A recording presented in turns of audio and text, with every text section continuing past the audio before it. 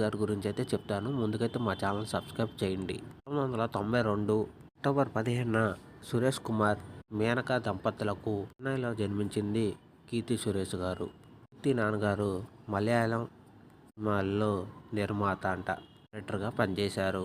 కీర్తి సురేష్ అమ్మగారు మలయాళంలో 1921 నాటి నుంచి 100 సినిమాలు హీరోయిన్గా తీశారంట కీర్తి సురేష్ అమ్మగారు.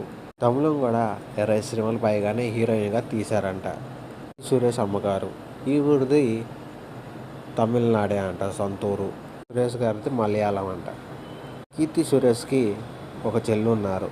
ఆవిడ పేరు రేవతి ఈవిడి షారుఖ్ ఖాన్ ప్రొడ్యూసర్ అయిన చిలిలో విఎఫ్ఎక్స్గా పనిచేస్తున్నారంట. కీర్తి సురేష్ గారి చెల్లి.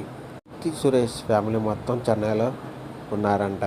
కీర్తి సురేష్ గారు 4వ తరగతిలో చెన్నైలోనే చదువుకుంది.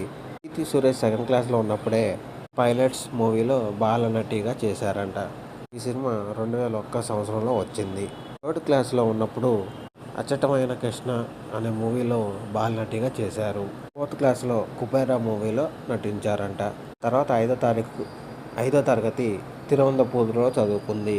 తిరుపురం వచ్చినాక 2004లో సంతాల గోపాలం, 2005లో కృష్ణ కృపాసరణం 2 సీరియల్లో కూడా చేసింది. తర్వాత తిరువనంతపురంలో కేంద్ర విశ్వవిద్యాలయంలో చదువుకున్నారు.